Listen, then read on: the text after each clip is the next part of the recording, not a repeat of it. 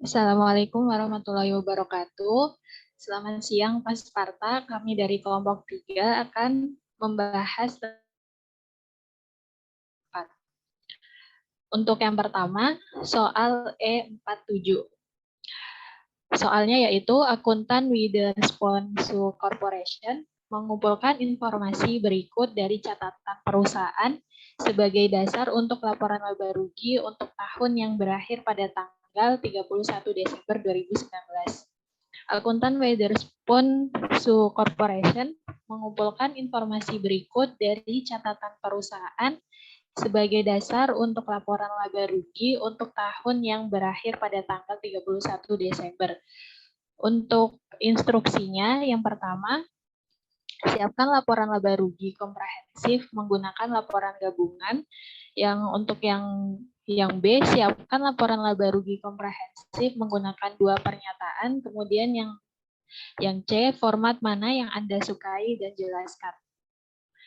Untuk jawaban yang A, terdapat pada di income statement untuk penjualan bersih sebesar 980.000, kemudian dikurangi dengan HPP sebesar 516.000, sehingga menghasilkan laba kotor untuk perusahaan sebesar 464.000. Selanjutnya yaitu untuk beban penjualan sebesar 140.000, kemudian ditambah dengan beban administrasi sebesar 181, sehingga untuk hasilnya yaitu 321.000. Kemudian laba kotor dikurangi dengan beban penjualan dan beban administrasi yang sudah dijumlahkan sebelumnya. Untuk hasil akhirnya yaitu sebesar 143.000. Kemudian untuk akun pendapatan dan pengeluaran lainnya. Yang pertama, pendapatan sewa sebesar 29.000, rugi penjualan aset tanaman sebesar 15.000. Kemudian untuk hasilnya yaitu 14.000 dari 29.000 dikurangi 15.000. Sehingga mendapatkan hasil pendapatan dari operasi sebesar 157.000. Kemudian dikurangi dengan beban bunga sebesar 18.000, sehingga untuk penghasilan sebelum pajak penghasilan sebesar 139.000. Setelah mendapatkan hasil penghasilan sebelum pajak penghasilan, kemudian dikurangi dengan pajak penghasilan untuk menghasilkan laba bersih, yaitu untuk pajak penghasilannya sebesar 30.600, sehingga untuk laba bersih pada perusahaan Witherspoon sebesar 108.400. Kemudian untuk selanjutnya yaitu menghitung penghasilan komprehensif lainnya. Karena di pertanyaan A yaitu siapkan laporan laba rugi komprehensif menggunakan laporan gabungan sehingga untuk penghasilan komprehensif lainnya dijadikan satu. Yang pertama yaitu pencatat keuntungan yang belum direalisasikan atas sekuritas. Kemudian untuk hasilnya yaitu penghasilan komprehensif sebesar 139.400 dari laba bersih ditambah dengan keuntungan yang belum direalisasikan atas sekuritas. Sehingga untuk laba per saham yaitu dari laba bersih dibagi dengan 20.000 itu dari saham biasa yang sudah ada instruksi sebelumnya. Kemudian untuk laba per sahamnya sebesar 5,42. Kemudian untuk jawaban yang B, sama seperti jawaban yang A, cuman di sini siapkan laporan laba rugi komprehensifnya menggunakan 2 pernyataan. Bagian laporan komprehensif itu dibedakan tersendiri. Sehingga untuk komprehensif income statement-nya, yaitu yang pertama mencatat laba bersih sebesar 108.400. Kemudian untuk penghasilan komprehensif lainnya sama seperti jawaban yang A, yaitu keuntungan yang belum direalisasikan atas sekuritas sebesar 31.000, sehingga untuk penghasilan komprehensifnya sebesar 139.400. Selanjutnya yaitu yang jawaban yang C, menurut kelompok kami, format yang kami sukai yaitu laporan gabungan karena memiliki keuntungan dan tidak memerlukan pembuatan laporan keuangan baru. Selanjutnya untuk jawaban soal E49. Disajikan di bawah ini adalah informasi terkait perusahaan TAO Ltd untuk tahun 2019, yaitu untuk soalnya, yang pertama, siapkan laporan laba rugi untuk tahun 2019. Asumsikan bahwa 60.000 yaitu saham biasa. Untuk yang pertanyaan yang B, siapkan laporan laba ditahan untuk tahun 2019. Berikut untuk jawaban yang A, pada perusahaan TAO Ltd. Untuk di income statement-nya yang pertama yaitu mencatat penjualan bersih sebesar 1.200.000, kemudian dikurangi dengan harga pokok penjualan sebesar 780.000, sehingga menghasilkan laba kotor pada perusahaan sebesar 420.000. Kemudian mencatat beban penjualan sebesar 65.000, kemudian mencatat beban administrasi dan dijumlahkan menjadi 113. Sehingga untuk hasilnya yang akhirnya yaitu 420.000 dikurangi 113.000, hasilnya yaitu 307.000. Kemudian mencatat pendapatan dan pengeluaran lainnya terdiri dari pendapatan dividen sebesar 20.000, pendapatan bunga sebesar 7.000, penghapusan persediaan karena usang sebesar 80.000. Sehingga menghasilkan 53.000. 53.000 sendiri itu terdapat menghasilkan dari 80.000 dikurangi 20.000 dikurangi 7.000. Sehingga untuk pendapatan dari operasi menghasilkan 254, yaitu dari 307.000 dikurangi dengan 53. Selanjutnya mencatat beban bunga sebesar 50.000,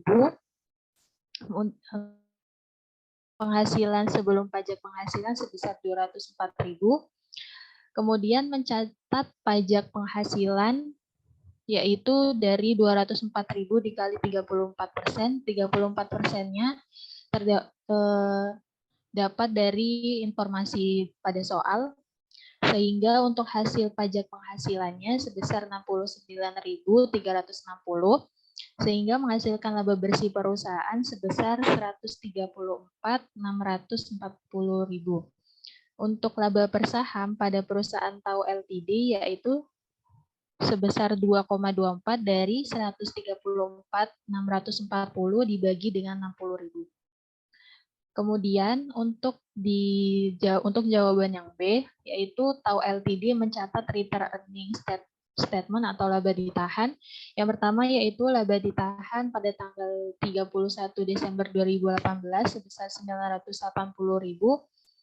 Koreksi atas lebih saji laba bersih pada periode sebelumnya sebesar 26.400. 26.400 sendiri ini dapatnya dari perhitungan depresiasi yang ada kecelakaan sebelumnya penyusutan pada tahun 2018 dikali dengan 34 pajak 34%, sehingga hasilnya 13.600 yang dicatat pada laba ditahan yaitu sebesar 26.400, sehingga laba ditahan pada Januari tanggal 1 yaitu sebesar 953.600. Kemudian ditambah dengan laba bersih sebesar 134.640, menghasilkan hasilnya 100.088.240.000. Kemudian dikurangi dengan dividen diumumkan sebesar 45.000, sehingga untuk hasil laba ditahan pada Desember tanggal 31 yaitu sebesar 1.133.240.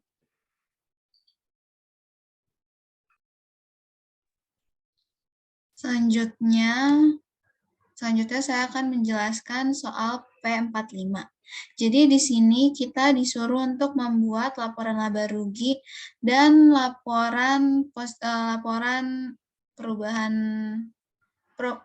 laba ditahan. Jadi di sini di sebelah kiri ini ada trial balance Twine Corporation di 30 Juni 2019.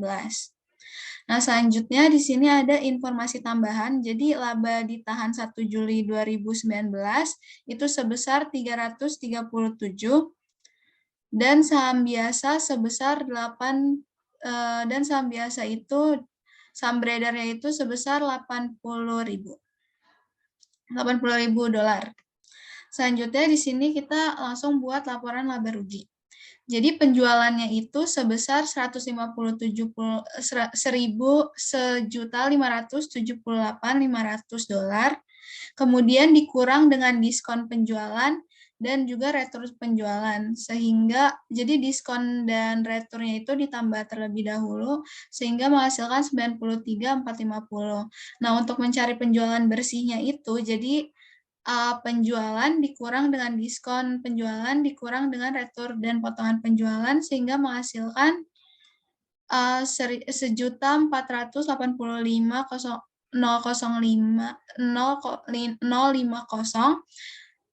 dolar. Selanjutnya itu ada HPP.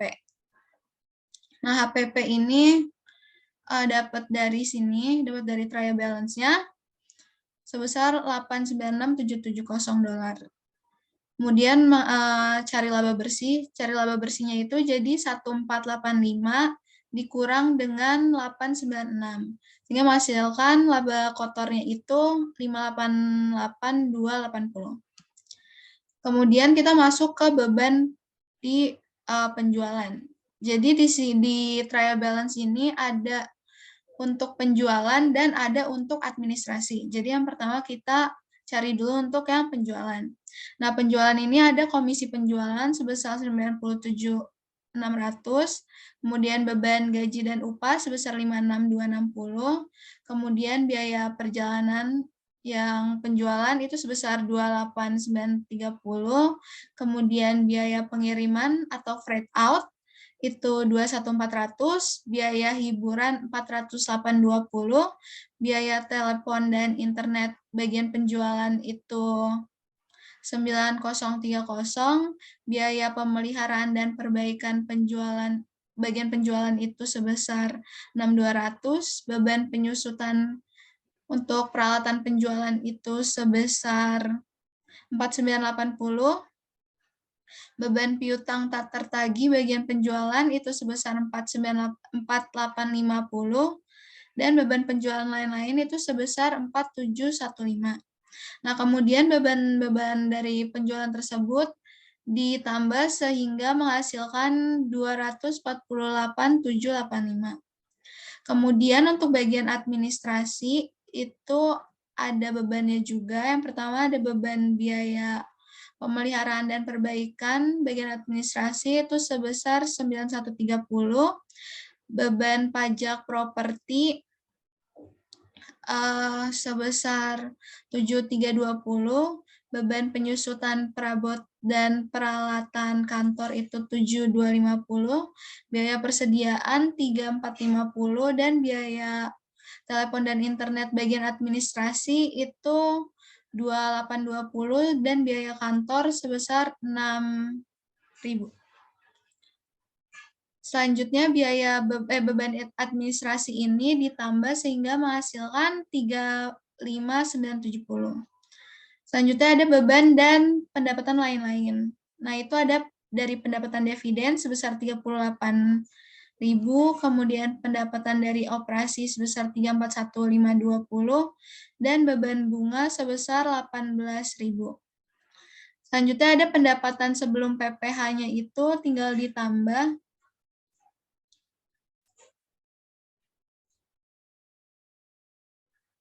Jadi untuk pendapatan sebelum PPh-nya itu pendapatan dari operasi dikurang dengan beban bunga. Nah, untuk pendapatan dari operasi ini itu jadi laba kotor dikurang dengan total beban bagian penjualan, dikurang lagi dengan total beban administrasi. Dan juga ditambah dengan pendapatan dividen. Sehingga menghasilkan 341.525, terus dikurang dengan beban bunga sebesar 18.000, menghasilkan pendapatan sebelum PPh 323.525.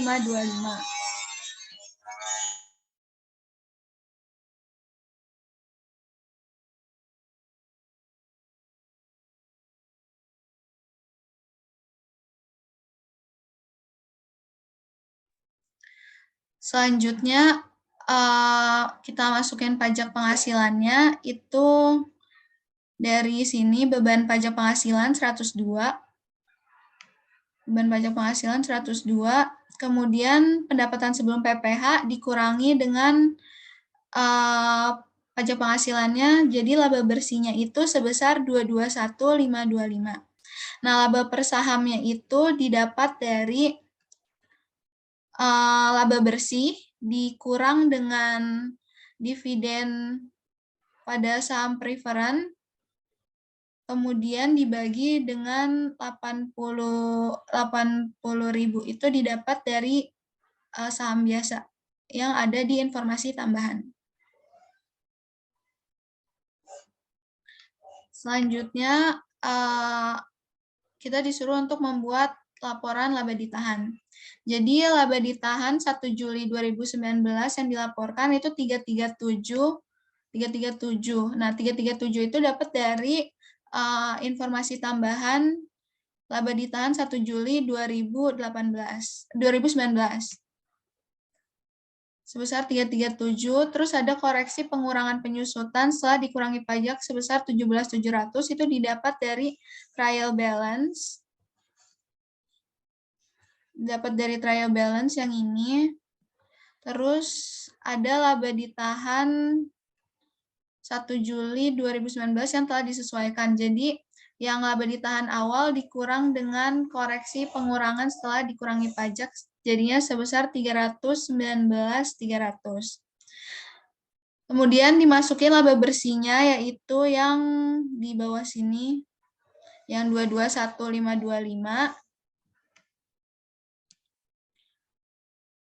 Kemudian dikurangi dengan dividen dari trial balance, saham preferen, dan saham biasa. Ini dua-duanya dari trial balance. Kemudian ditambah sehingga menghasilkan 46.000.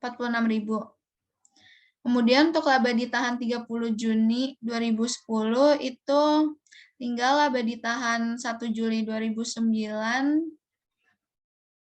ditambah dengan laba bersih, kemudian dikurang dengan dividen.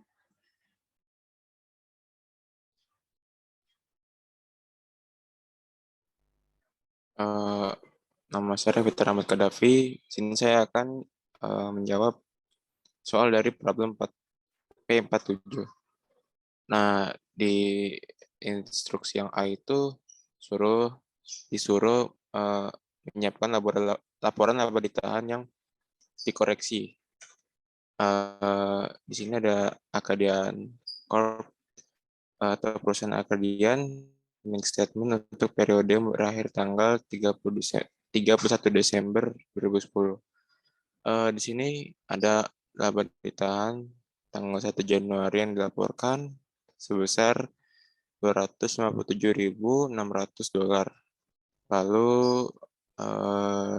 selanjutnya ada koreksi kesalahan dari periode sebelumnya itu sebesar 25.400. Jadi ini itu ditambah laba ditahannya ditambah dengan koreksi kesalahan dari periode sebelumnya. Lalu dikurangi penyesuaian atas perubahan prinsip akuntansi sebesar 23.200.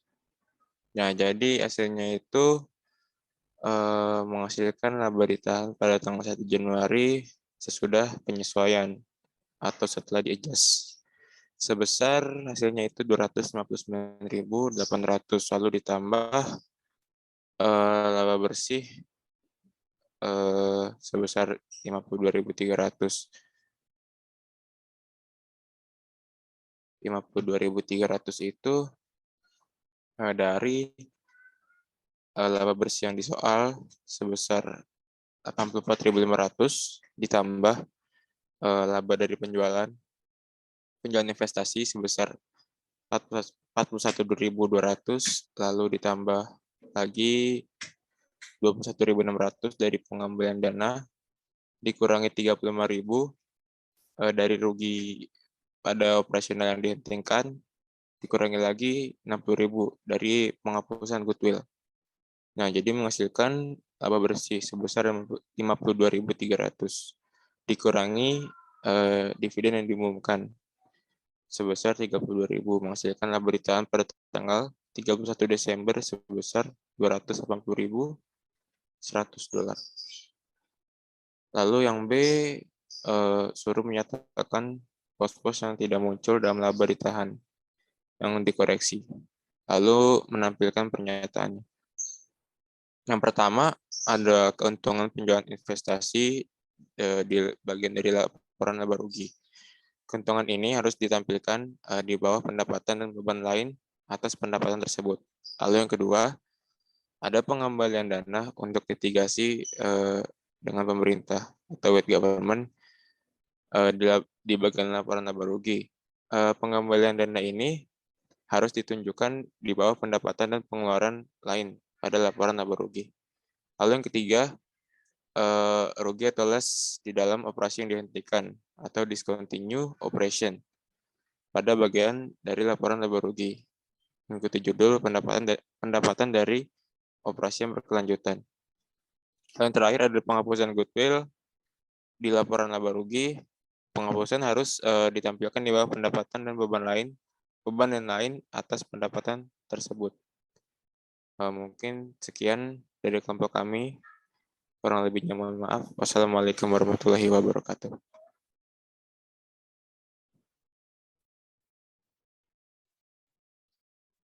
Assalamualaikum warahmatullahi wabarakatuh.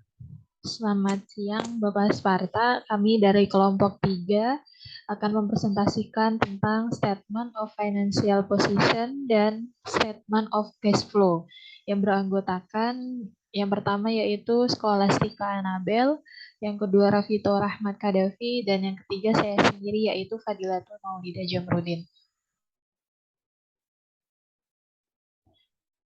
Untuk tujuan pembelajaran pada chapter 5, yang pertama yaitu menjelaskan kegunaan batasan dan isi laporan keuangan posisi keuangan. Yang kedua yaitu siapkan laporan posisi keuangan rahasia. Yang ketiga menjelaskan tujuan isi dan penyusunan laporan arus kas. Yang keempat yaitu menjelaskan jenis informasi tambahan yang diberikan. Untuk yang pertama yaitu laporan posisi keuangan. Kegunaan laporan posisi keuangan dengan memberikan informasi tentang aset, tentang kewajiban, dan ekuitas. Laporan keuangan posisi memberikan dasar untuk menghitung tingkat pengembalian dan mengevaluasi model struktur perusahaan. Analis juga menggunakan informasi laporan keuangan ini untuk menilai risiko perusahaan dan arus kas di masa depan. Dalam hal ini, analis menggunakan laporan posisi keuangan untuk menilai likuiditas, solvabilitas, dan fleksibilitas keuangan perusahaan. Kemudian, adapun keterbatasan pada laporan posisi keuangan. Beberapa keterbatasan utama dari laporan posisi keuangan adalah yang pertama, sebagian besar aset dan kewajiban dilaporkan sebesar biaya perolehan. Akibatnya, informasi yang diberikan dalam laporan posisi keuangan sering dikritik karena tidak melaporkan nilai wajar yang relevan, yang lebih relevan. Kemudian keterbatasan yang kedua yaitu perusahaan menggunakan penilaian dan estimasi untuk menentukan banyak item dilaporkan dalam laporan posisi keuangan. Yang keterbatasan yang ketiga yaitu laporan posisi keuangan harus menghilangkan banyak item yang nilai keuangan tetapi perusahaan tidak dapat mencatat secara objektif. Kemudian untuk elemen laporan posisi keuangan sendiri itu dibagi menjadi 3. Yang pertama aset, yang kedua liabilitas atau kewajiban, yang ketiga equity atau ekuitas. Yang pertama yaitu aset. Untuk definisi aset sendiri yaitu aset sumber daya yang dikendalikan oleh entitas sebagai akibat dari peristiwa masa lalu dan dari manfaat ekonomi masa depan yang diharapkan mengalir ke entitas atau perusahaan. Yang kedua yaitu kewajiban. atau liabilitas yang ditimbulkan dari peristiwa masa lalu, penyelesaian yang diharapkan mengakibatkan arus keluar dari entitas sumber daya yang mengandung manfaat ekonomi. Kemudian yang ketiga yaitu ekuitas atau equity, kepentingan residual aset atas aset entitas setelah dikurangi semua kewajiban. Berikut untuk contoh format laporan posisi keuangan, kami mengambil PT Rifki Tbk. Ini untuk contoh format laporan posisi keuangan. Ada untuk di sisi aset itu ada aktiva yang terdiri dari aktiva lancar, aktiva tetap, dan aktiva lainnya. Kemudian untuk di bagian pasiva atau di bagian liabilitas atau kewajiban itu terdapat utang lancar, utang jangka panjang. Kemudian untuk di sisi ekuitas atau equity terdapat modal sektor dan laba ditahan atau return earning. Kemudian untuk penjelasan yang pertama yaitu tentang aset tidak lancar. Aset lancar adalah uang tunai dan aset lain yang diharapkan dapat dikonversi oleh perusahaan menjadi uang tunai, dijual atau mengkonsumsi baik dalam 1 tahun atau siklus operasi, mana yang lebih lama. Untuk aset tidak lancar sendiri yaitu definisinya aset yang tidak memenuhi definisi aset lancar. Maka akan dijelaskan pada berikut ini untuk contoh aset tidak lancar itu apa saja. Untuk yang pertama, yang masuk pada aset tidak lancar yaitu investasi jangka panjang. Untuk investasi jangka panjang sering disebut hanya sebagai investasi. Biasanya terdiri dari yang pertama, investasi dalam surat berharga seperti obligasi, saham biasa, atau wesel jangka panjang.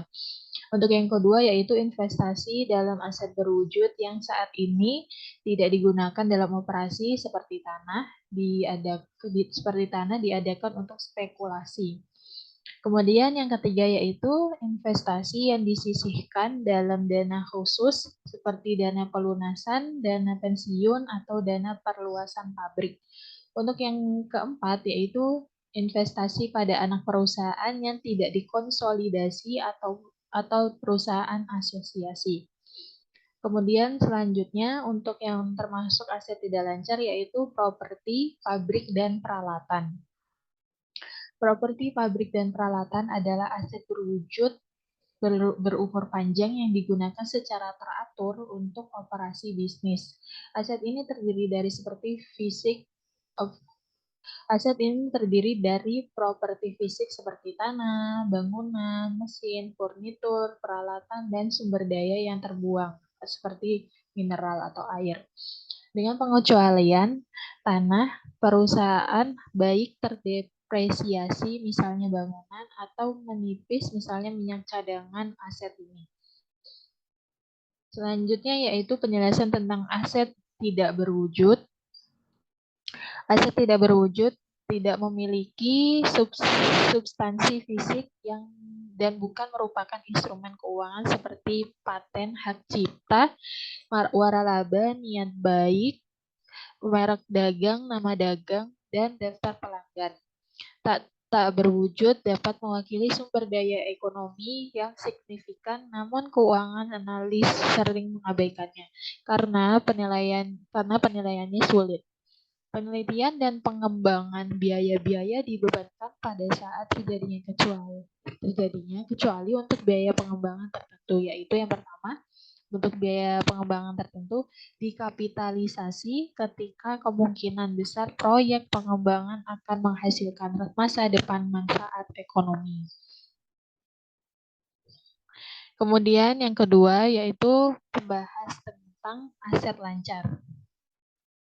Aset lancar seperti yang ditunjukkan sebelumnya untuk definisinya, aset lancar adalah uang tunai dan aset lain yang diharapkan perusahaan untuk dikonversi menjadi uang tunai, dapat dijual atau dikonsumsi baik dalam 1 tahun atau dalam operasi siklus tertentu, mana yang lebih lama.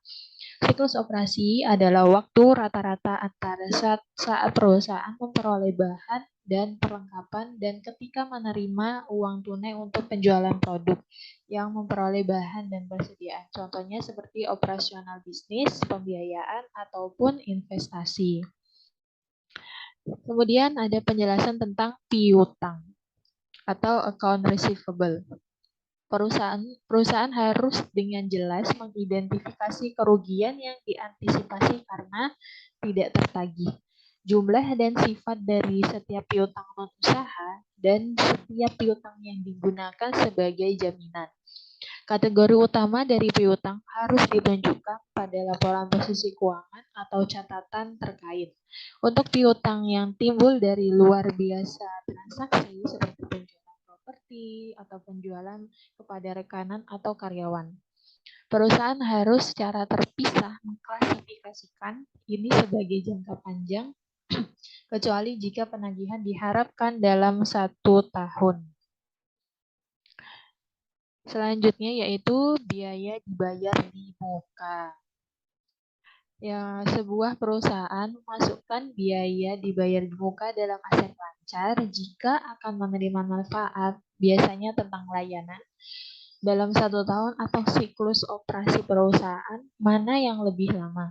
Seperti yang kita bahas sebelumnya, item ini adalah aset lancar karena jika mereka belum dibayar, mereka akan membutuhkan penggunaan uang tunai selama tahun depan atau siklus operasi. Kemudian untuk selanjutnya ada investasi jangka pendek. Seperti yang ditunjukkan sebelumnya, perusahaan harus melaporkan sekuritas perdagangan, apakah hutang atau termasuk ekuitas, sebagai aset lancar. Ini mengklasifikasikan investasi individu non-perdagangan sebagai lancar atau tidak lancar, tergantung pada keadaan. Itu harus melaporkan dimiliki untuk koleksi. Kadang-kadang disebut sebagai sekuritas yang dimiliki hingga jatuh tempo, dengan biaya perolehan diamortisasi. Semua perdagangan sekuritas dilaporkan pada nilai wajar.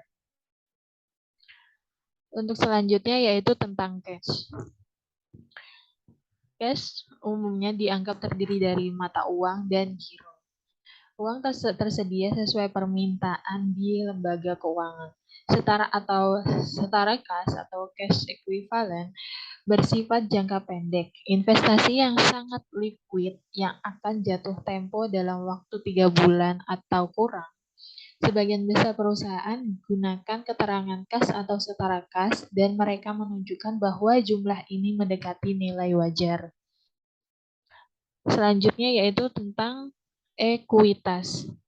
Bagian ekuitas atau pemegang saham juga disebut sebagai ekuitas pemegang saham, merupakan satu bagian yang paling sulit untuk dipersiapkan dan dipahami. Ini karena kerumitannya, perjanjian saham biasa dan preferen, dan berbagai pembatas ekuitas. Diberlakukan oleh Undang-Undang Perusahaan, Perjanjian Kewajiban, dan Dewan Direksi. Perusahaan biasanya membagi bagian menjadi 6 bagian jenis saham. Yang pertama yaitu tentang share capital, nilai nominal atau dinyatakan dari saham yang diterbitkan. Ini termasuk saham biasa atau biasa disebut dengan saham preferen.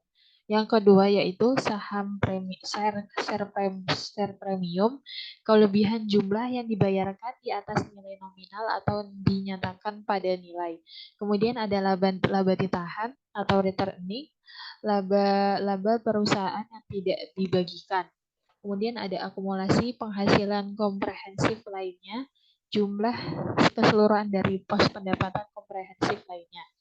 Selanjutnya ada saham treasury, umumnya jumlah saham biasa yang dibeli kembali. Kemudian selanjutnya ada kepentingan non-pengendali atau minority interest, sebagian dari ekuitas anak perusahaan yang tidak dimiliki oleh perusahaan pelapor. Selanjutnya ada kewajiban tidak lancar. Kewajiban tidak lancar adalah kewajiban yang tidak diharapkan secara wajar oleh perusahaan dilikuidasi dalam jangka waktu 1 tahun atau siklus operasi normal. Perusahaan mengklasifikasikan kewajiban tidak lancar yang jatuh tempo dalam siklus operasi saat ini ini atau saat satu tahun sebagai kewajiban lancar jika pembayaran. Secara umum, kewajiban tidak lancar terdiri dari 3 jenis. Yang pertama, kewajiban yang timbul dari situasi pembiayaan tertentu seperti penerbitan obligasi, kewajiban sewa jangka panjang, wesel bayar jangka panjang. Kemudian yaitu kewajiban yang timbul dari operasi normal perusahaan seperti kewajiban pensiun dan kewajiban pajak penghasilan tangguhan. Kemudian ada kewajiban yang bergantung pada terjadinya atau tidak terjadinya satu atau lebih peristiwa masa depan untuk mengkonfirmasi jumlah yang harus dibayar atau penerima pembayaran atau tanggal pembayaran seperti jaminan layanan atau produk, kewajiban lingkungan, dan restrukturisasi yang sering disebut sebagai ketentuan. Selanjutnya yaitu tentang kewajiban lancar. Untuk kewajiban lancar adalah kewajiban yang umumnya diharapkan perusahaan untuk diselesaikan dalam siklus operasi normal atau 1 tahun.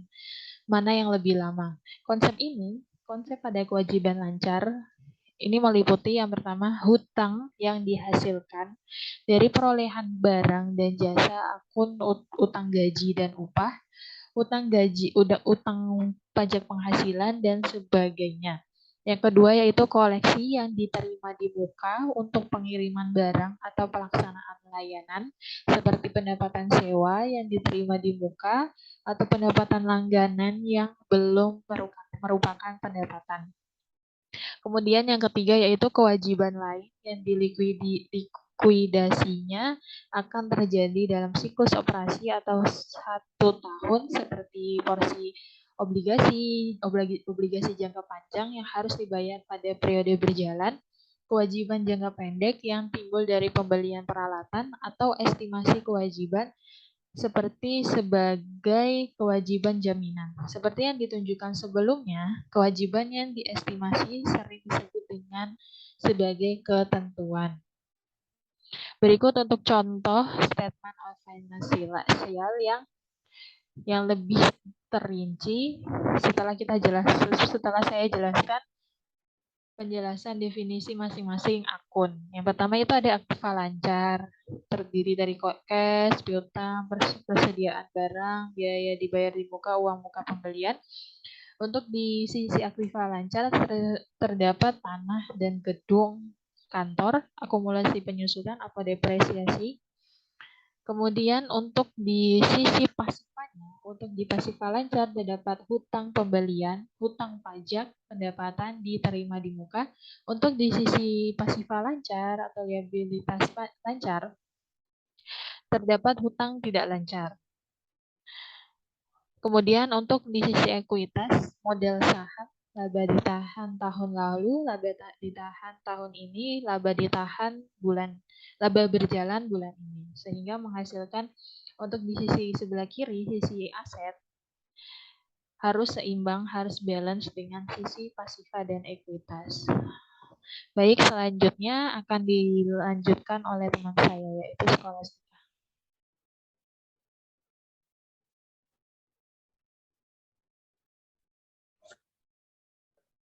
Selanjutnya, saya Skolastika Nabel di sini akan menjelaskan tentang laporan arus kas. Nah, elemen penting dari tujuan pelaporan keuangan adalah menilai jumlah, waktu, dan ketidakpastian arus kas. Nah, kita sendiri itu juga udah belajar tentang 3 laporan keuangan.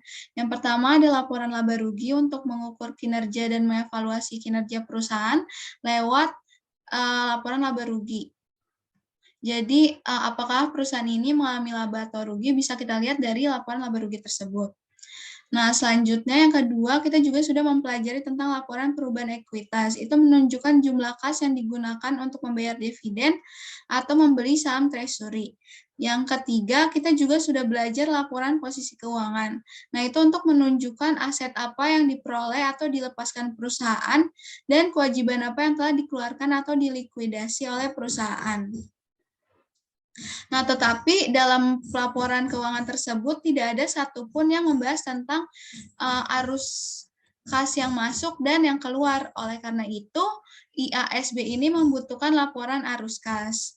Nah, laporan arus kas sendiri adalah catatan keuangan yang berisi informasi tentang pemasukan dan pengeluaran kas selama periode akuntansi. Nah, jadi laporan arus kas ini wajib untuk dibuat oleh perusahaan. Nah, gunanya untuk apa? Gunanya untuk mengevaluasi struktur keuangan baik dari segi likuiditas, solvabilitas, hingga aktiva bersih perusahaan. Nah, apabila kas keluar itu lebih besar daripada kas masuk, maka perusahaan itu dikatakan sedang mengalami defisit kas. Nah, defisit kas tersebut tidak baik untuk perusahaan. Begitupun juga tidak baik untuk kreditor, karena kreditor juga tidak akan percaya kepada perusahaan karena sedang mengalami masalah keuangan. Selanjutnya ada tujuan laporan arus kas. Nah, tujuan laporan arus kas yang utama itu untuk memberikan informasi yang relevan tentang penerimaan kas dan pembayaran tunai dari suatu perusahaan selama periode. Nah, untuk mencapai tujuan ini, laporan arus kas itu memuat beberapa komponen. Yang pertama, pengaruh kas dari operasional selama suatu periode, yang kedua transaksi investasi, transaksi pembiayaan, dan juga kenaikan atau penurunan bersih kas itu selama periode tertentu. Nah, selanjutnya laporan arus kas ini juga memberikan jawaban atas pertanyaan-pertanyaan berikut. Yang pertama, dari mana uang itu berasal? Nah, dari mana uang itu berasal dapat kita jawab melalui 3 komponen tadi. Yang pertama, baik dari aktivitas operasional, bisa juga dari pembiayaan atau pendanaan, dan juga bisa dari investasi. Nah, selanjutnya yang kedua, untuk apa uang itu digunakan. Nah, nanti kan misalnya dalam aktivitas operasional itu ada penambahan dan pengurangan. Nah, dari aktivitas tersebut, nah itu bisa kita simpulkan untuk apa uang itu digunakan. Selanjutnya apa perubahan dalam saldo kas. Nah, nanti di akhir akan ketahuan juga apakah perusahaan ini mengalami kenaikan pada saldo kas atau akan mengalami penurunan. Nanti akan dibahas lebih lanjut. Nah, selanjutnya apa aja sih isi dari laporan arus kas? Jadi yang pertama itu ada aktivitas operasi. Nah, itu melibatkan efek kas dari transaksi yang masuk ke dalam penentuan laba bersih. Nah, maksudnya apa? Maksudnya dari aktivitas operasi itu berasal dari transaksi operasional itu sendiri. Nah, untuk perhitungannya dimulai dari laba rugi bersih, kemudian diikuti pertambahan dan pengurangan dari total perubahan saldo akun di item neraca, yaitu pada aset lancar dan kewajiban lancar. Nah, yang kedua ada aktivitas investasi. Nah, aktivitas investasi ini termasuk membuat dan menagih pinjaman, juga memperoleh dan melepaskan investasi dan properti, pabrik, dan peralatan. Nah, maksud dari aktivitas investasi ini yaitu pencatatan arus kas dari aktivitas investasi yang didapatkan dari laporan perubahan belanja modal atau capital expenditure dan juga investasi jangka panjang. Jadi capital expenditure itu sendiri mengacu pada pembelian aset pabrik, properti, dan juga peralatan.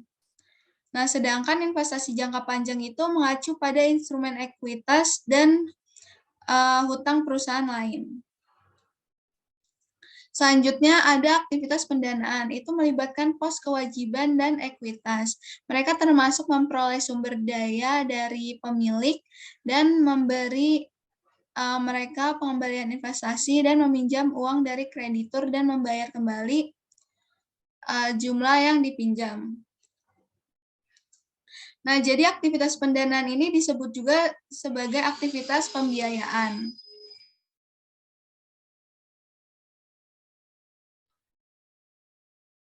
Jadi dalam aktivitas pendanaan atau pembiayaan ini itu melaporkan setiap penerbitan atau pembelian kembali obligasi dan saham sekaligus pembayaran dividen oleh perusahaan. Nah, angka yang dilaporkan dari aktivitas pendanaan ini bisa dilihat di neraca bagian perubahan kewajiban jangka panjang serta ekuitas pemegang saham. Selanjutnya di sini ada format dasar laporan arus kas. Jadi di sini yang udah tadi dibilang ada 3 komponen. Yang pertama aktivitas operasional. Nah di aktivitas operasional ini biasanya ada penambahan dan pengurangannya, kemudian di total, sehingga menghasilkan totalnya total aktivitas operasional. Terus yang kedua aktivitas investasi juga sama. Nanti ada pengurangan dan penambahannya nanti di total sehingga menghasilkan total dari aktivitas investasi tersebut. Nah, selanjutnya yang ketiga ada aktivitas pendanaan atau pembiayaan. Jadi nanti ada penambahan dan pengurangannya sehingga nanti akan ada total dari aktivitas pendanaan atau pembiayaan tersebut. Selanjutnya nanti total-total dari ketiga aktivitas ini dijumlah dan menghasilkan kenaikan atau penurunan dari kas. Nah, di contoh ini itu mengalami kenaikan kas. Nah, selanjutnya ada posisi kas selanjutnya kita juga membutuhkan membutuhkan informasi posisi kas pada awal periode, sehingga nanti akan kita tambah dengan kenaikan atau penurunan kas tersebut, sehingga menghasilkan kas pada akhir periode. Selanjutnya di sini ada arus kas masuk dan keluar. Jadi, dalam aktivitas operasional, investasi, dan pendanaan itu ada arus kas masuk dan arus kas keluar. Jadi dalam aktivitas operasi itu penerimaan kasnya itu ada dari penagihan piutang dari pelanggan, penerimaan bunga dan dividen dari investasi, dan penerimaan kegiatan operasi lainnya. Selanjutnya di pengeluaran kas sendiri itu ada pembayaran kepada pemasok, pembayaran untuk karyawan, dan pembayaran bunga dan pajak penghasilan. Nah, yang keempat selanjutnya di pengeluaran kas aktivitas operasional itu ada pembayaran kegiatan operasi lainnya. Sedangkan di aktivitas investasi itu penerimaan kasnya itu penjualan aktiva tetap, penjualan investasi yang bukan ekivalensi kas, dan penerimaan kas atas pinjaman yang diberikan. Nah, selanjutnya di sisi pengeluaran kas itu ada perolehan aktiva tetap, perolehan investasi yang bukan ekivalensi kas, dan pemberian pinjaman. Nah, selanjutnya di aktivitas pendanaan itu ada pengeluaran saham, penjualan saham, atau peminjaman uang. Di pengeluaran kas aktivitas pendanaan itu ada pembelian saham perbendaharaan, pembayaran dividen, dan pembayaran pokok pinjaman utang. Nah, jadi biasanya di aktivitas operasi ini yang masuk ke aktivitas operasi ini biasanya ada dari hutang lancar sama aset lancar.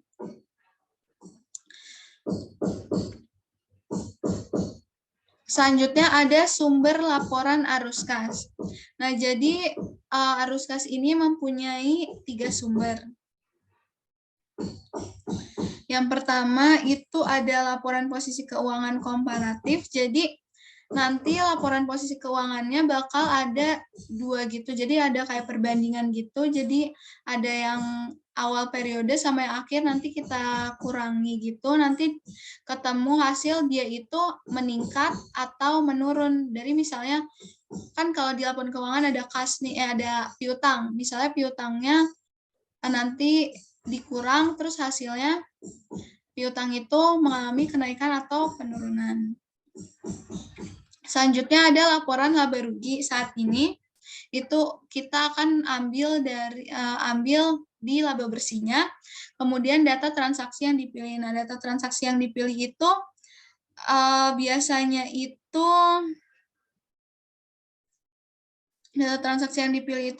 itu dari buku bank atau buku kas. Buku bank atau buku kas ya. Buku besar bank atau buku besar kas. Nah, selanjutnya di sini ada metode langsung. Jadi, arus kas itu ada 2 metode. Yang pertama metode langsung dan metode tidak langsung. Nah, metode langsung ini atau direct method ini jika dilihat dari namanya, kita bisa membuat laporan arus kas ini secara langsung dengan menghitung pemasukan dan pengeluaran dari aktivitas operasi baik yang ada di buku kas atau buku bank. Nah, di sini itu jadi di metode langsung ini tidak memerlukan yang namanya laporan laba rugi. Jadi formatnya itu sama kayak format dasar yang tadi, tapi bedanya cuma di laporan aktivitas operasi ini, di aktivitas operasi ini tidak memerlukan yang namanya laba atau rugi bersih. Nah, selanjutnya kita lihat ke metode tidak langsung. Nah, untuk metode tidak langsung atau indirect method itu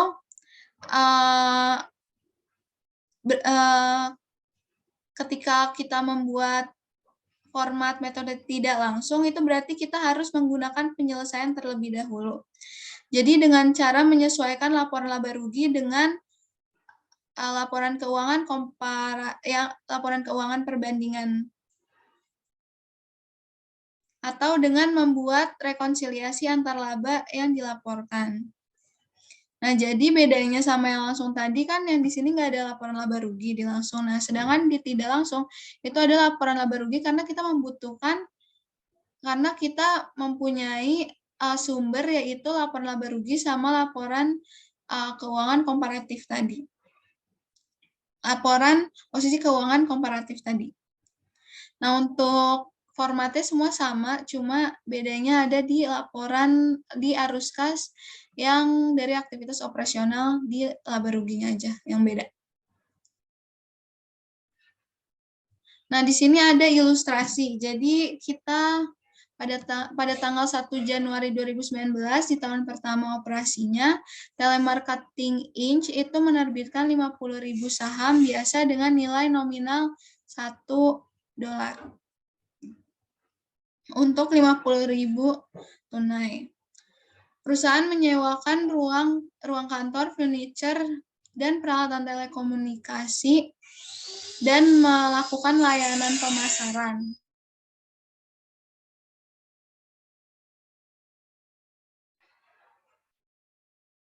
Perusahaan menyewakan kantor, furniture, dan peralatan telekomunikasi dan melakukan layanan pemasaran sepanjang tahun pertama. Nah, pada bulan Juni 2019, perusahaan itu membeli tanah seharga $15. Nah, jadi ini gimana? Nah, di sini juga ada sumbernya itu yang pertama ada Statement of Financial Position. Jadi ini laporan laba rugi, laporan posisi keuangan yang komparatif, maksudnya kayak gini. Jadi misalnya di sini ada tanah 15 pada pada neraca awal, kemudian di akhir belum. Jadi ini berarti kan 15 dikurang 0 kan, berarti meningkat 15. Nah, selanjutnya piutang meningkat gitu. Jadi nanti yang periode sebelumnya dikurang dengan periode yang sekarang gitu cara menghitungnya. Untuk yang laporan posisi keuangan. Nah, untuk income statement itu jadi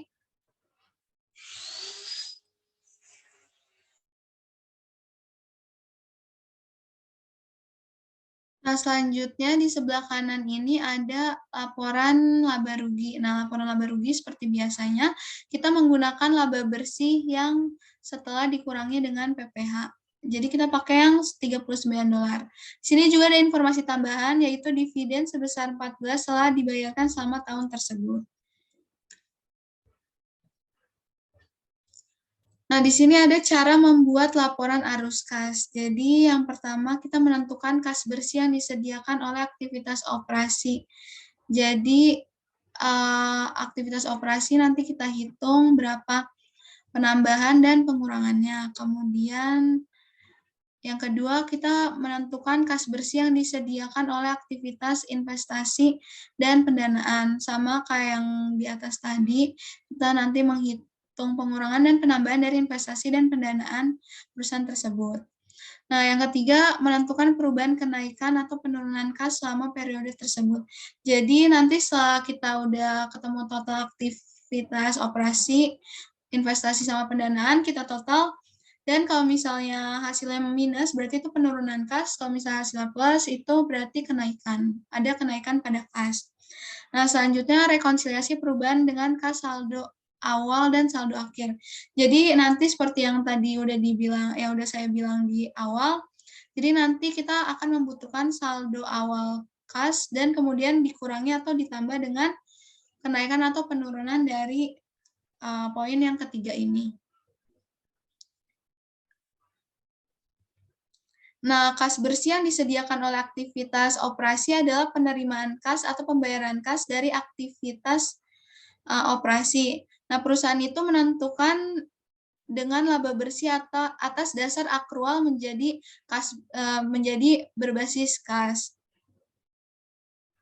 Untuk melakukannya, kita bisa menambahkan atau mengurangi dari laba bersih item-item dalam laporan laba rugi yang tidak mempengaruhi kas. Kemudian membuat analisis laporan laba rugi tahun berjalan, laporan perbandingan posisi keuangan, dan data transaksi yang dipilih.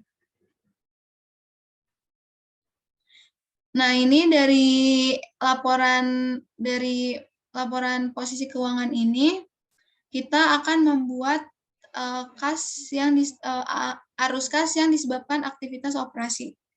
Nah, yang pertama kita masukin dulu laba bersihnya. Laba bersihnya itu kita yang tadi yang di awal itu yaitu sebesar 39.000. Jadi untuk membuatnya itu 39.000. Kemudian ini berarti kita menggunakan arus kas metode tidak langsung. Karena kita membutuhkan laporan laba rugi. Jadi kita laba bersihnya 39, terus penyesuaian kas bersih yang disediakan oleh aktivitas. Yang pertama kenaikan piutang. Nah, di sini itu jadi kalau misalnya untuk harta lancar itu jadi berbanding terbalik. Jadi kalau misalnya di sini meningkat, nah nanti di sini akan di laporan keuangannya itu akan mengurangi kegiatan operasi. Nah, berbeda dengan liabilitas. Kalau misalnya utang lancar itu kalau misalnya dia di laporan posisi keuangannya itu meningkat, maka dia berbanding lurus di laporan arus kas. Jadi kalau misalnya mengalami kenaikan berarti nanti akan bertambah gitu. Jadi untuk harta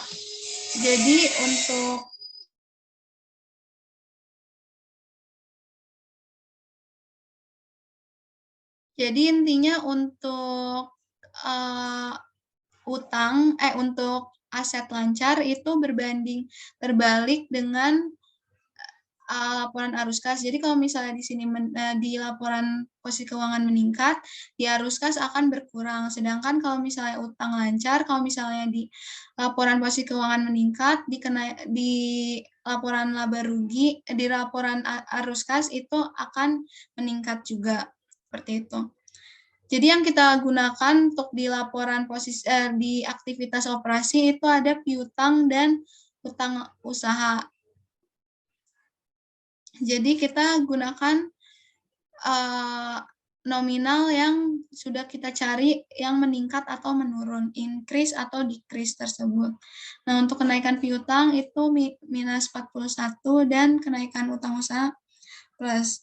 Jadi analisis laporan komparatif posisi keuangan telemarketing mengungkap dua item yang akan mempengaruhi perhitungan kas bersih. Yang pertama, peningkatan piutang usaha mencerminkan peningkatan pendapatan non-kas sebesar 41. Kenaikan utang usaha mencerminkan kenaikan non-kas sebesar 12 dalam biaya. Oleh karena itu, untuk mendapatkan kas bersih yang disediakan oleh aktivitas operasi telemarketing Inc. itu menggunakan kenaikan piutang usaha 41 dari laba bersih dan menambahkan kembali ke laba bersih kenaikan utang usaha 12.000. Sebagai hasil dari penyesuaian perusahaan ini menentukan kas bersih oleh aktivitas perusahaan ini sebesar 10.000. Jadi total kas bersih aktivitas operasi ini sebesar 10.000. Nah, ini untuk aktivitas investasi dan pendanaan dari ilustrasi. Jadi di sini membeli tanah seharga 15.000 itu didapat dari soalnya ini Nih, perusahaan membeli tanah seharga 15.000, kemudian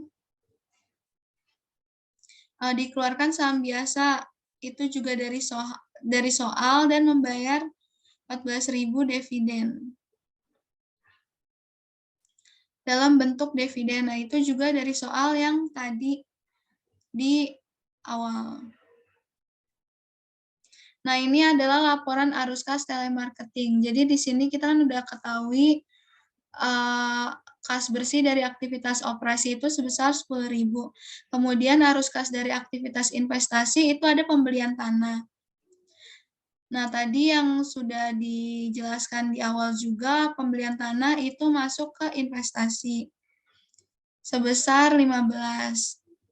Itu mengurangi karena kan kita menggunakan uang kita untuk membeli tanah tersebut. Jadi kas bersih dari aktivitas investasi itu sebesar 15.000. Selanjutnya ada arus kas dari aktivitas pendanaan itu menerbitkan saham biasa dan membayar dividen. Sehingga menghasilkan total aktivitas pendanaan itu sebesar 36.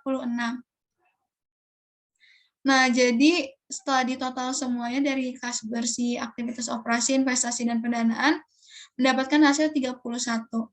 Nah, karena kas awal periode tidak ada, jadi kita tulis saja 0, dan kas akhir tahun berarti kenaikan kas dikurang dengan 0, berarti 31.000. Nah, selanjutnya di sini ada soal juga mengklasifikasikan beverage company. Jadi yang pertama, Kaiser Beverage Company melaporkan hal-hal berikut. Jadi untuk pendapatan bersih, itu pendapatan bersih masuknya ke aktivitas operasi. Nah, untuk dividen yang dibayarkan, karena dividen berarti masuknya ke aktivitas pembiayaan, karena berkaitan dengan dividen. Nah, kenaikan piutang usaha sama kayak tadi, berarti dia masuknya ke operasional, terus kenaikan utang usaha juga sama, masuknya ke operasional kayak tadi. Pembelian peralatan, nah peralatan itu kan sama kayak building, sama kayak tanah gitu ya. Maksudnya dia aset tetap, jadi masuknya ke investasi, aktivitas investasi, terus beban penyusutan itu masuknya ke operasional, dan penerbitan wesel bayar itu masuknya ke pembiayaan. Nah, selanjutnya di sini ada laporan arus kas Kaiser Beverage. Jadi setelah kita ketahui tadi klasifikasinya, kita masukkan ke laporan arus kas.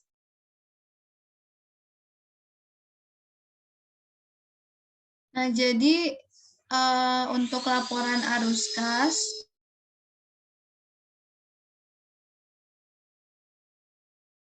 jadi untuk laporan arus kas aktivitas operasional, tadi udah kita bahas. Yang pertama ada laba bersih sebesar 40.000. Kemudian ada kenaikan piutang sebesar minus 10.000, seperti yang tadi udah dibilang, karena dia increase, jadinya berbanding terbalik di laporan arus kas, jadinya dia minus. Kemudian kenaikan utang usaha sebesar 7.000 dan beban penyusutan 4.000. Jadi total kas bersih dari aktivitas operasional itu sebesar 41.000. Nah, untuk aktivitas investasi sendiri itu ada pembelian peralatan sebesar 8.000 minus karena kita ngeluarin uang untuk membeli peralatan.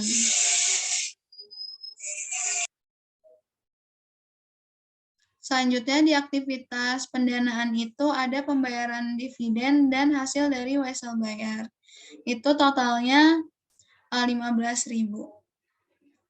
Nah, jadinya terdapat kenaikan kas sebesar 48.000.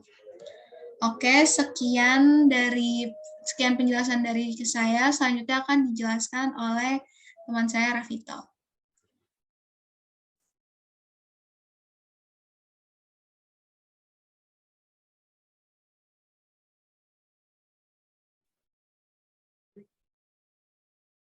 Assalamualaikum warahmatullahi wabarakatuh. Nama saya Rafito Rahmat Kadafi. Di sini saya akan menjelaskan slide dari 37 sampai dengan selesai. Saya dari kelompok 3. Slide pertama di sini akan saya jelaskan di slide 37, yaitu ada penyusunan laporan arus kas. Nah, di sini ada aktivitas non tunai yang signifikan dilaporkan dalam catatan terpisah terhadap laporan keuangan. Contohnya itu termasuk yang pertama ada penerbitan saham biasa untuk membeli aset. Yang kedua ada konversi obligasi yang menjadi saham biasa. Lalu yang ketiga ada penerbitan utang untuk membeli aset. Lalu yang terakhir ada pertukaran pada aset yang berumur panjang. Nah, di sini ada penyusunan komprehensif arus kas. Nah, di sini ada contohnya Nestor SA, Statement of Cash Flow atau arus kas. Untuk Desember 31 per the year end Desember 31 tahun 2019. Di sini ada net income-nya yaitu sebesar 320,750. Lalu di-adjust to reconcile net income to net cash provided by operating activities. Jadi di-adjust gitu, disesuaikan. Yang pertama ada depreciation expense sebesar 88.400. Lalu ada amortization atau amortisasi sebesar 16.300. Lalu ada gain on sale of plant assets 8.700 dan increase in account receivables 11.000. Lalu ada decrease in inventory sebesar 15.500 dan decrease in accounts payable sebesar 9.500. Nah, jadi dari depreciation expense ini sampai decrease in accounts payable ditambahin hasilnya lalu dikurang.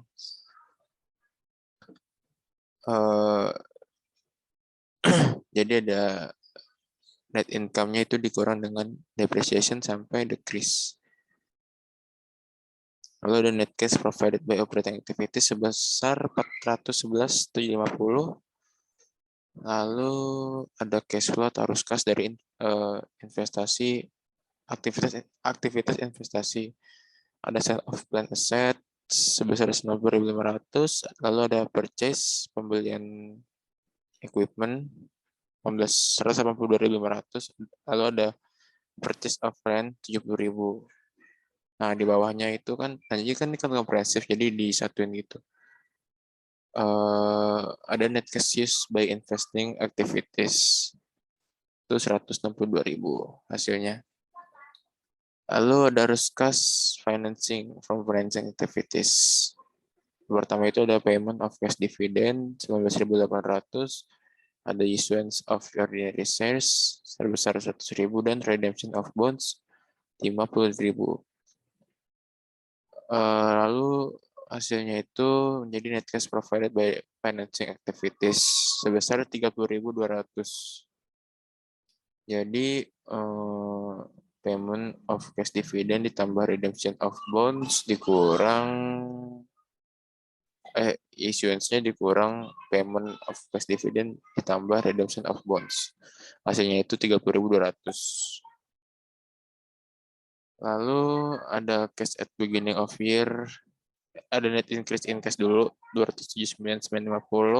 Lalu ada cash at beginning of year-nya 135.000.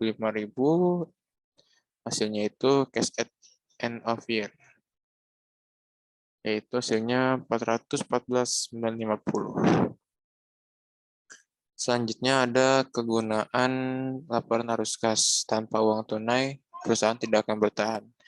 Jadi arus kas dari operasi ini mempunyai jumlah tinggi yang mampu menghasilkan uang tunai yang cukup dari operasi untuk membayar tagihannya tanpa pinjaman lebih lanjut. Ketika jumlah rendah atau negatif, mungkin harus yang pertama itu meminjam atau menerbitkan sekuritas ekuitas.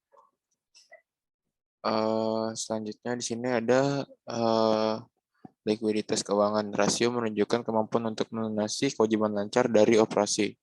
Rasio mendekati 1:1 itu bagus. Kemampuan untuk memenuhi seluruh kewajiban yang harus dilunasi segera dalam waktu yang singkat. Sebuah perusahaan dikatakan liquid apabila mempunyai alat pembayaran berupa harta lancar yang lebih besar dibandingkan dengan seluruh kewajibannya atau liquidity. Adapun rasio yang dapat digunakan untuk mengukur likuiditas perusahaan yaitu yang pertama rasio lancar. Rasio lancar merupakan tingkat kemampuan perusahaan untuk menggunakan aktivitas lancar dalam membayar semua kewajiban atau utang lancarnya. Semakin tinggi jumlah aktiva lancar, maka semakin tinggi rasio lancar, yang berarti perusahaan memiliki tingkat likuiditas yang tinggi. Rasio lancar sama dengan aktiva lancar dibagi utang lancar. Yang kedua ada rasio cepat, rasio dengan nama lain asset test ratio. Ini menunjukkan seberapa besar kemampuan perusahaan untuk melunasi utang. Jangka pendek menggunakan aktiva lancar tanpa mempertimbangkan persediaan perusahaan, sebab persediaan memerlukan waktu lama untuk diubah menjadi aset. Rasio cepat itu rumusnya aset lancar dikurang persediaan atau utang lancar. Yang ketiga ada rasio kas.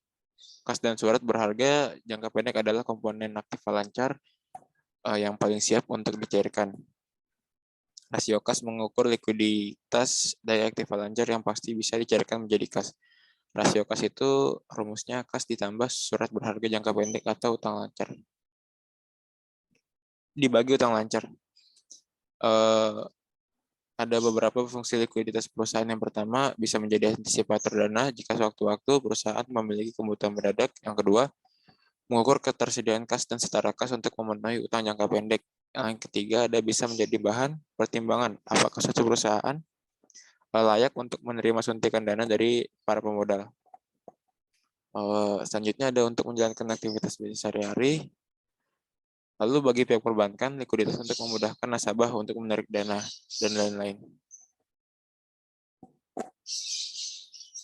Selanjutnya ada fleksibilitas keuangan. Rasio menunjukkan kemampuan untuk membayar kewajiban dari kas bersih yang disediakan oleh aktivitas operasi tanpa harus likuidasi aset yang digunakan dalam operasi.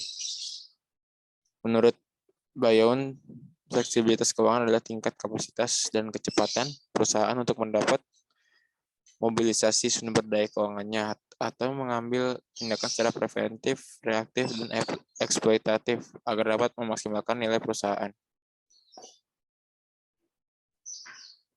Selanjutnya ada free cash flow, arus kas yang dihasilkan perusahaan setelah dikurangi dengan depresiasi, investasi modal seperti pembaruan mesin dan gedung, serta juga pembayaran pajak. Dengan kata lain, free cash flow adalah sisa kas yang dimiliki oleh perusahaan setelah investasi dan membayar kegiatan operasionalnya. Fungsinya yang pertama itu menjadi bahan pertimbangan bagi investor. Jika berinvestasi tentunya kita ingin mendapatkan dividen, bukan? Jadi manfaat free cash flow bagi investor adalah sebagai alat ukur kemampuan perusahaan untuk membayar dividen, melakukan buyback saham, dan juga membayar utang. Lalu yang kedua, memberi insight terhadap performa perusahaan. Selain memberikan insight kepada pemegang saham secara internal, free cash flow dapat memberikan gambaran mengenai kinerja perusahaan dengan detail. Contohnya, penurunan investasi, persediaan mengindikasikan bahwa perusahaan mengalami kenaikan pada penjualan barang. Dan kata lain, lebih sedikit persediaan berarti lebih banyak yang terjual. Atau dapat pula meningkatkan piutang yang menandakan bahwa perusahaan tidak memiliki sistem yang efektif untuk menarik pembayaran kontan. Yang ketiga dibagikan dalam bentuk dividen. Sebagaimana disebutkan di awal, free cash flow adalah dasar bagi pembagian dividen untuk para pemegang saham. Semakin besar nilai free cash flow, semakin besar pula dividen yang dinikmati pemegang saham. Lalu yang terakhir adalah digunakan untuk perbaikan fasilitas. Sebelum didistribusikan kepada pemegang saham, free cash flow adalah pengalokasi pengeluaran modal. Termasuk diantaranya adalah perbaikan kantor serta alat penunjang kerja yang bersifat jangka panjang.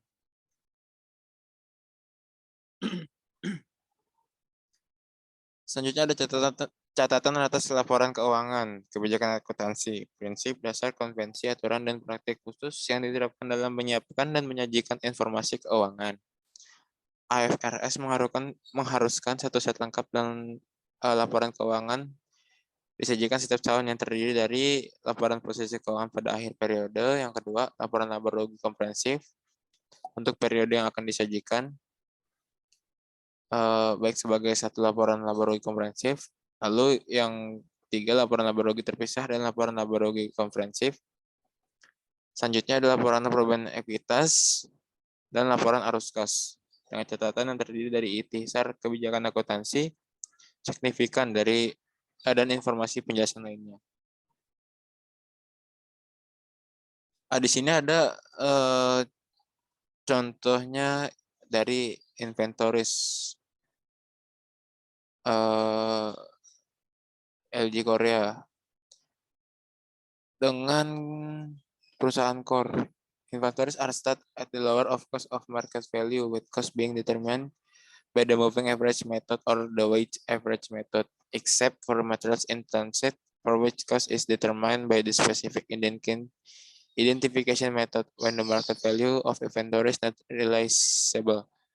Value for finished goods or merchandise and current replacement cost for raw materials is less than the carrying value. The carrying value is set at the lower of cost market.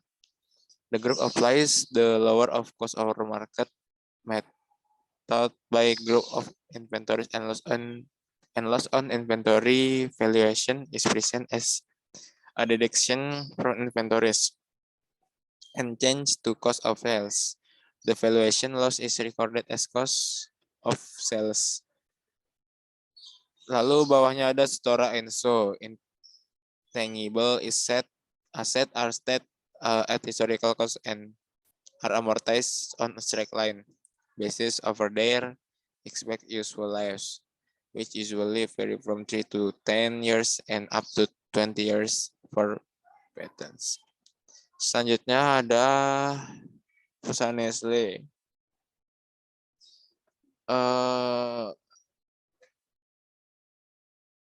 Tambahan atas laporan keuangan, IFRS membentukkan contohnya meliputi item properti, pabrik, peralatan dipilih ke dalam kelas seperti tanah, bangunan, dan lain-lain dalam catatan dengan akumulasi penyusutan terkait dilaporkan.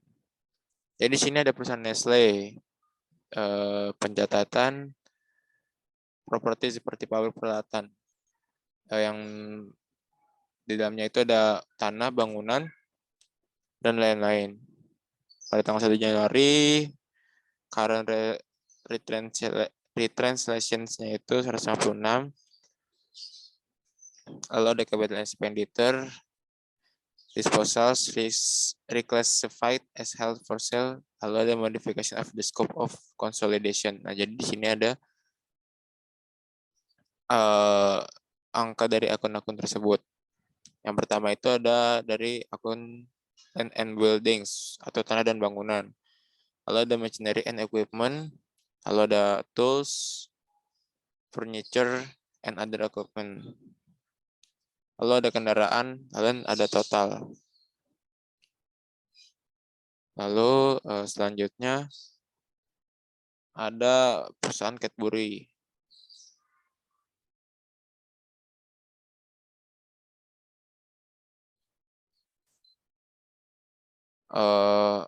IFRS membutuhkan pengungkapan khusus. Contohnya meliputi yang pertama ada piutang dipisahkan menjadi jumlah. Yang kedua, piutang dari pelanggan perdagangan meliputi piutang dari pihak berelasi, pembayaran di muka, dan jumlah lainnya. Yang ketiga, persediaan dipisahkan ke dalam klasifikasi seperti barang dagangan, perlengkapan produksi, barang dalam proses, dan barang jadi. Yang terakhir ada provisi dibedakan menjadi provisi untuk imbalan kerja dan pos lainnya. Nah, di sini ada current trade receivables-nya sebesar 435, dikurangi provision for impairment of trade receivables sebesar 46. Jadi hasilnya itu 789. Trade and other receivables bawahnya, the age and this of past due but not impaired receivable is as follows. Total trade receivables-nya 835 tadi kan, lalu dikurangi provision of provision for impairment of trade receivables, of which not overdue past due less than 3 months sebesar 123, lalu ada past due more than 3 months, jadi ada kurang dari 3 bulan dan lebih dari 3 bulan. Selanjutnya ada teknik pengungkapan. Penjelasan dalam kurung merupakan keuntungan dibandingkan catatan karena membawa informasi tambahan ke dalam tubuh pernyataan di mana pembaca cenderung mengabaikannya. Selanjutnya ada referensi silang dan item kontra. Current assets-nya itu in part current assets in part cash on deposit with thinking fund trustee for redemption of bonds payable. Dilihat dari current liabilities-nya $800.000. Lalu bawahnya ada current liabilities bonds payable to be redeemed di tahun 2019. Dilihat dari current assets-nya sebesar $2.300.000. Lalu di slide yang terakhir ada yang pertama itu mengimbangi, yang kedua itu ada konsistensi, dan ketiga itu ada presentasi yang adil. IAS nomor 1 menunjukkan bahwa penting aset dan kewajiban dan pendapatan beban dilaporkan secara terpisah. Nah, tepat untuk mengukur aset setelah dikurangi penyisian penilaian seperti penyisian piutang ragu-ragu atau persediaan setelah dikurangi penurunan. Yang kedua ada konsistensi. Kerangka konseptual menunjukkan bahwa perusahaan harus mengikuti prinsip dan metode yang konsisten dari satu periode ke periode berikutnya. Kebijakan akuntansi harus diterapkan secara konsisten untuk transaksi dan peristiwa serupa kecuali IFRS mensyaratkan kebijakan yang berbeda. Hal yang ketiga ada presentasi yang adil.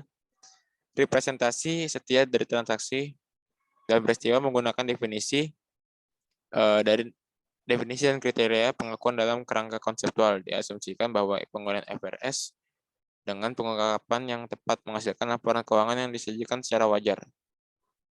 Mungkin demikian dari saya, kurang lebihnya mohon maaf. Wassalamualaikum warahmatullahi wabarakatuh.